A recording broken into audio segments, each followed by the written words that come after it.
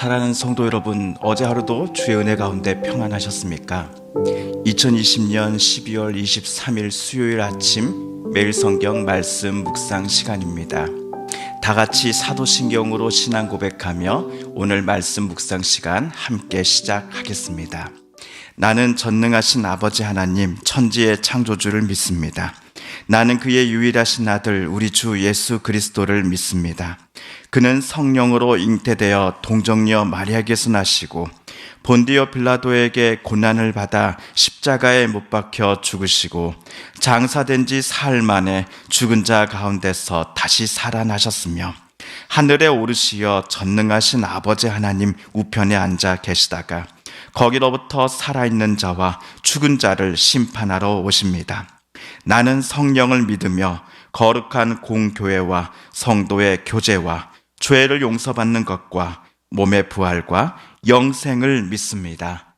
아멘. 오늘 우리가 함께 읽을 기록된 하나님 말씀은 창세기 제32장 21절에서 32절까지의 말씀입니다.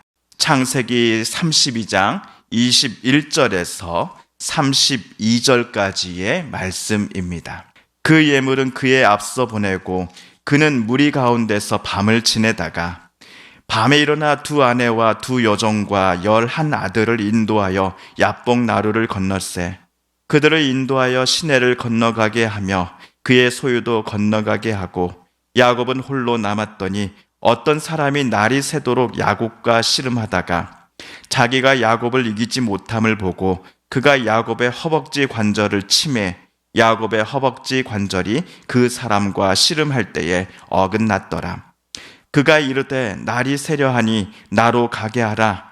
야곱이 이르되 당신이 내게 축복하지 아니하면 가게 하지 아니하겠나이다.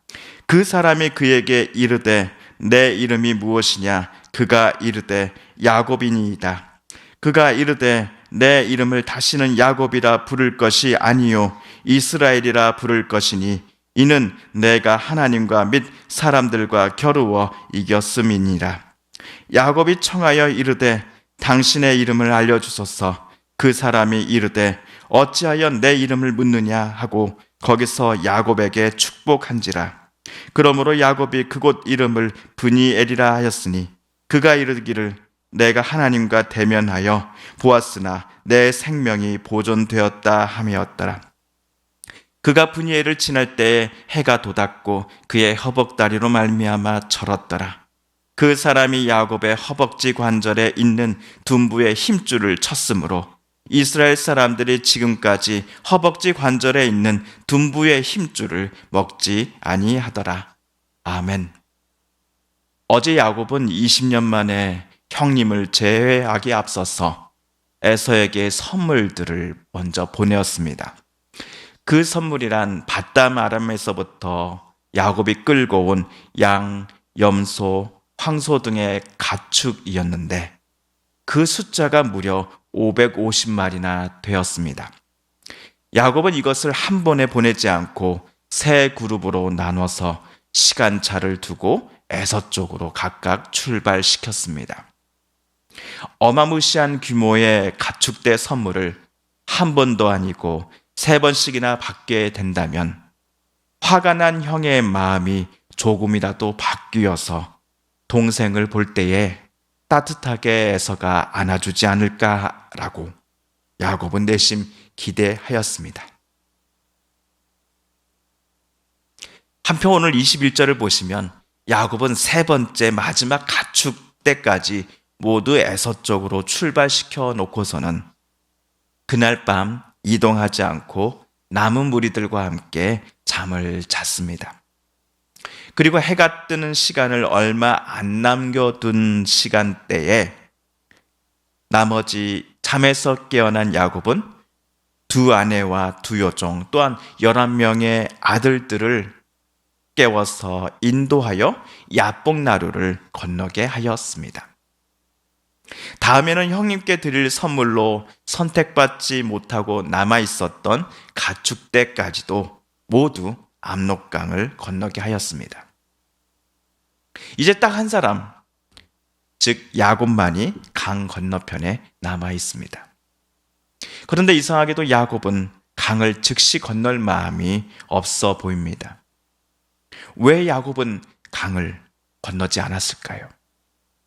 혹시 야곱이 자기만 살려고, 가족들을 모두 버리고 도망치려고 그랬던 것은 아니었을까요? 이런 의심의 눈초리로 저는 야곱을 바라봤던 게 사실입니다. 그러나 결론부터 말씀드리면 제 의심과는 정반대의 목적 때문에 야곱은 홀로 강을 건너지 않고 남아 있었습니다. 지도를 참조하시면 좋을 것 같습니다. 야곱이 야복 강가에 머물 무렵 형에서는 세일산 부근의 집에서 급하게 400명의 장정들을 이끌고 야복 강가 쪽으로 말을 타고 달려오는 중이었습니다. 야곱은 20년이라는 시간이 지났음에도 불구하고 여전히 자신을 향한 형님의 복수심이 불타고 있다라고 판단했기에 가족들을 형님으로부터 피신시키기 위하여 그들이 먼저 야복강을 건너게 하였습니다. 같이 있다가는 모두가 형님과 400명의 장정이 휘두르는 칼에 맞아 죽게 됩니다. 그러니 죽어도 자기 혼자만 죽어야겠다라는 생각으로 형님이 죽이고 싶어하는 사람은 다른 사람이 아닌 바로 나, 동생 야곱뿐이니 형님이 도착하기 전에 다른 가족들은 모두 강을 건너게 하여 피신시켰던 것입니다. 어쩌면 강을 사이에 두고 야곱은 손을 크게 흔들며 어서 빨리 도망치라고 소리쳤을지도 모르겠습니다. 강 건너편에서 가족들의 뒷모습을 바라보는 야곱의 볼에는 눈물이 흘렀을지도 모르겠습니다. 이렇게 사려 깊은 야곱을 제가 잘못 봤습니다. 그런데 얼마 후 성경 속의 장면은 급작스럽게 야곱과 어떤 이의 씨름 장면으로 바뀌어 있습니다. 영화 속에서 빠른 템포의 음악이 흘러나오고 주인공이 갑작스럽게 튀어나온 누군가와 몸싸움을 벌이는 장면을 한번 떠올리시면서 오늘 야곱이 누군가와 이름 모를 사내와 씨름하는 장면을 여러분 한번 상상해 보시겠습니까?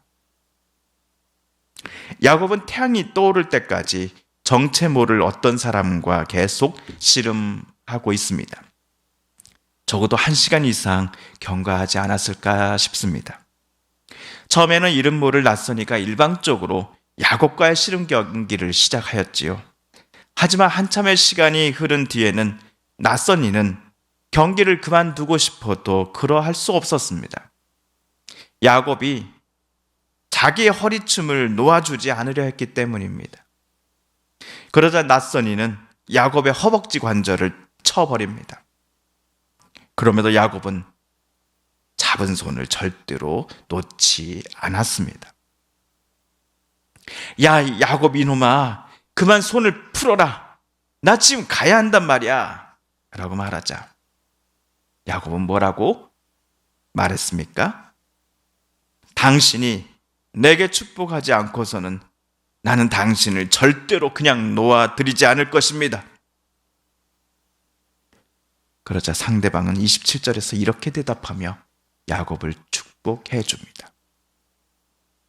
그가 이르되 내 이름을 다시는 야곱이라 부를 것이 아니요 이스라엘이라 부를 것이니 이는 내가 하나님과 및 사람들과 겨루어 이겼음이니라. 야곱이란 이름은 아버지 이삭이 지어준 이름입니다. 남의 발꿈치를 잡는 사람, 즉 남에게 사기와 공갈을 치며 살아가는 사람, 사기꾼이라는 의미의 이름입니다. 그런데 야곱이 야복 강가에서 자기와 밤새 씨름한 사람으로부터 이스라엘이라는 새로운 이름을 선물 받습니다.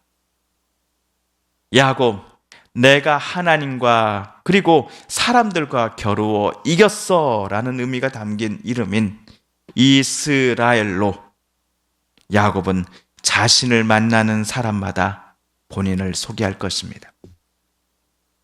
야곱은 자기와 밤새 씨름한 사람의 이름을 직접 듣지는 못하였지만 그 사람이 다름 아닌 하나님이셨음을 야곱은 금세 알아챌 수 있었습니다. 30절입니다. 그러므로 야곱이 그곳 이름을 브니엘이라 하였으니 그가 이르기를 내가 하나님과 대면하여 보았으나 내 생명이 보존되었다 함이었더라. 30절에 나오는 브니엘이라는 히브리어가 무슨 뜻입니까? 하나님의 얼굴이라는 뜻을 가지고 있습니다. 맨 처음 야곱이 하나님을 만난 곳에 이름을 베델이라고 붙여줬습니다. 바단 아람에서 출발하여 20년 만에 고향 땅으로 되돌아올 때에 어떤 것에서 자기 앞에 선 하나님의 천사들을 야곱은 볼 수 있었습니다. 그 천사들이 마치 군대처럼 많다고 하여서 야곱은 그것을 하나님의 군대란 뜻으로 마하나임이라고 새롭게 부르기 시작하였습니다. 그리고 바로 오늘은 하나님을 붙잡고 밤새 씨름한 곳, 하나님께로부터 이스라엘이라는 새로운 이름을 선물로 받은 이곳을 야곱은 하나님의 얼굴을 보았다라는 뜻으로 브니엘이라는 히브리어로 부르기 시작하였습니다. 새로운 날에 해가 밝게 떠오를 때까지 하나님과 씨름한 야곱은, 아니 이스라엘은 몇 시간 후 형님 에서를 만나게 됩니다.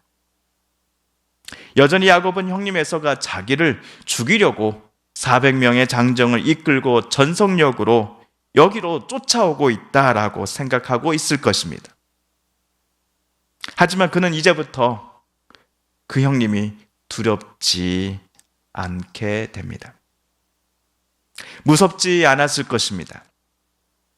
왜냐하면 나는 하나님과 씨름한 사람이요, 사람과 겨루어 이긴 사람이다라는 의미의 이스라엘이라는 새로운 이름을 야곱은 방금 하나님께로부터 선물 받았기 때문이었습니다.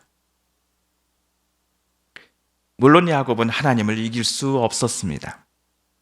하나님께서 야곱의 허벅지 관절에 있는 둔부의 힘줄을 힘껏 치시는 바람에 야곱은 이때부터 걷는 것이 매우 불편하게 되었습니다. 야곱뿐 아니라 하나님과 맞서 싸워서 이길 수 있는 사람은 이 세상에 아무도 없었습니다. 그럼에도 야곱은 오늘 하나님과 씨름을 한 후 용기와 자신감이 생겨났습니다. 내가 하나님과 맞서 씨름하였는데도 죽지 아니하였는데 하나님이 아닌 사람을 왜 내가 계속 두려워만 하고 있는 것일까? 그만 형님을 두려워하자. 형님을 그냥 담대하게 형님을 만나자 라는 생각을 야곱은 갖게 되었을 것입니다. 무엇보다도 이 절대절명의 순간 앞에 나는 결코 혼자가 아니다. 하나님께서 나와 함께 하신다. 나는 끝까지 하나님을 붙잡고서 하나님께로부터 결국 복 받은 사람이다라는 그 마음이 야곱에게는 있었기 때문일 것입니다. 그렇게 형 에서를 야곱은 피하려고 하지 않았습니다. 강을 건너서 도망치려고 하지 않았습니다. 형이 자기를 실제로 죽이러 올지도 모르나 야곱은 용감하게 형님을 맞이할 준비가 되어 있었습니다. 야곱이 가는 곳마다 늘 함께 하신다라고 약속하신 하나님의 임재를 오늘 또 이 브니엘이라는 곳에서 야곱은 온전히 깨달을 수 있었기 때문이었습니다.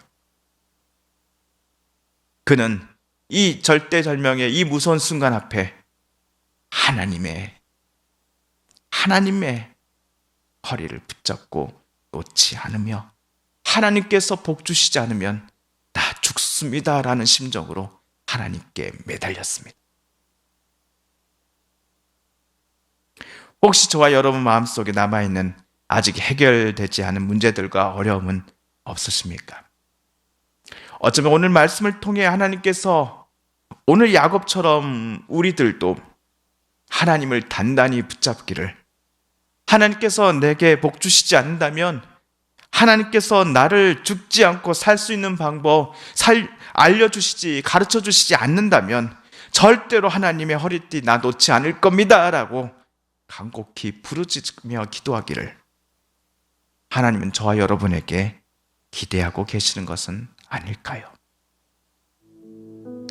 사랑하는 성도 여러분, 오늘 우리가 읽은 창세기 말씀을 통하여 하나님께서 저와 여러분에게 주시는 말씀, 도전과 응원의 말씀, 위로와 또 소망의 말씀을 기억하며 이 시간 우리 함께 기도하기를 원합니다. 또한 우리 성도님들과 가족들 중에 하나님의 고쳐주심과 일으켜 세워주심을 놓고 회복시켜주심을 놓고 간절히 기도하는 분들이 계십니다. 이 시간 그분들의 이름을 부르며 우리도 함께 기도드리십시다. 하나님 고쳐주옵소서, 하나님 일으켜 세워주옵소서, 하나님 회복시켜 주옵소서. 코로나19로 온 세상이 또 이 나라 이 땅이 신음하며 힘들어하고 있습니다. 하나님 코로나19로부터 이 나라를 불쌍히 여겨주시고 도와주옵소서, 치료하여 주옵소서, 구원하여 주옵소서. 마지막으로 우리가 가지고 나온 간절한 기도 제목 하나님께 아뢰며 하나님의 은혜 보좌 앞으로 더 가까이 나아가겠습니다. 함께 기도합니다.